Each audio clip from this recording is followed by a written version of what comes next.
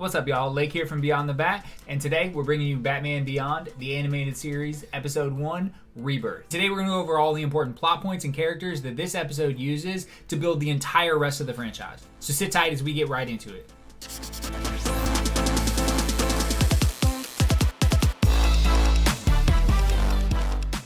This is the starting point for Batman Beyond. It starts with a old Bruce Wayne. He's gray. He's been fighting the good fight his whole life. He's got a new super-powered suit, and he's doing everything that he can to keep crime under control in Gotham. So the show gives us a brief introduction on the current state of Gotham.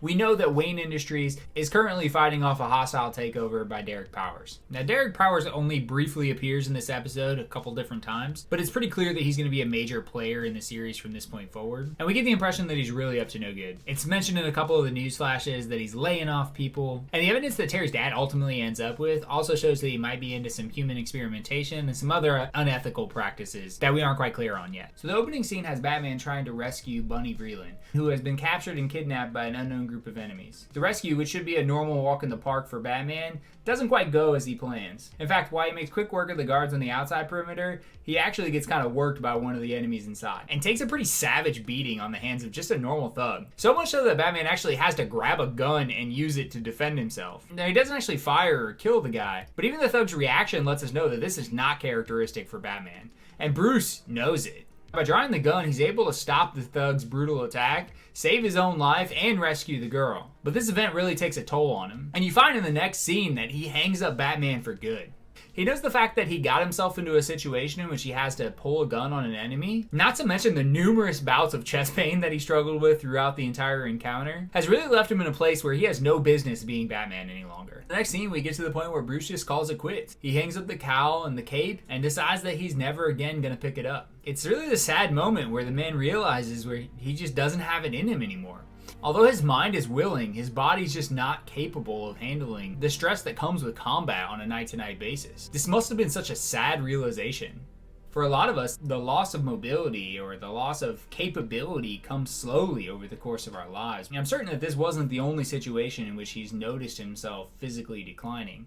But this was kind of a big deal. Batman's entire shtick is that he doesn't kill people. And in this moment, he realized that he was going to die. In order to not only save his own life, but also complete his mission, he had to resort to some things that we know he's not proud of. If you're enjoying this plot review and breakdown so far, please hit the like button down below, as it lets me know that you enjoy it, and I'll start making more videos like this in the future. So it's at this point in which our story really kicks off.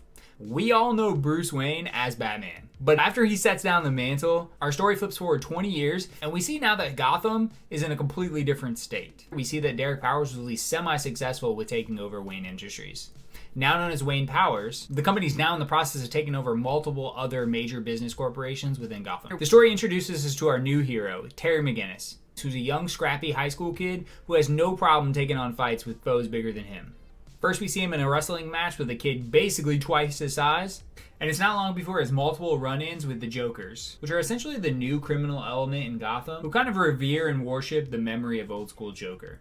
They tend to dress up in suits and facial makeup, and then they go around and try to make people laugh, and basically regardless of whether they're successful or not, they try to charge money for their services. And when people don't pay for their services, they tend to get violent, but most often they end up just kind of causing chaos for no reason.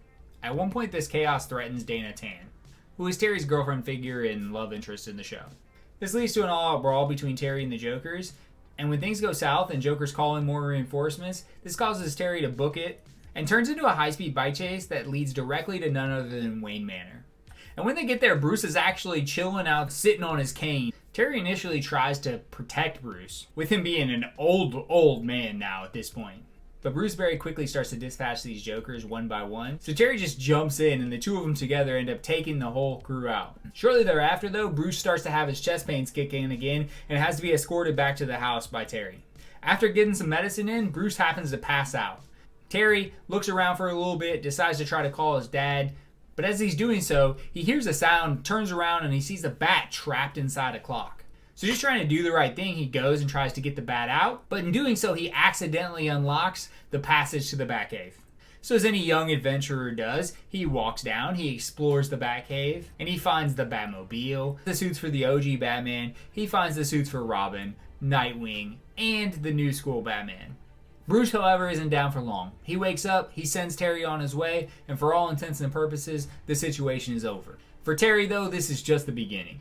And unfortunately, in true Batman fashion, he finds that while he was out and about, that his father has been attacked and murdered.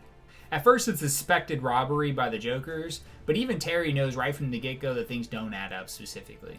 He quickly figures out that things weren't quite right with his dad's work at Wayne Powers, and he actually finds the disc that leads him directly to the information that he thinks may have gotten his dad murdered. Knowing that he can't trust the police because they're basically already in Derrick Powers' pocket, he gets the crazy idea that maybe, just maybe, Bruce Wayne, the old Batman, might be able to help him out.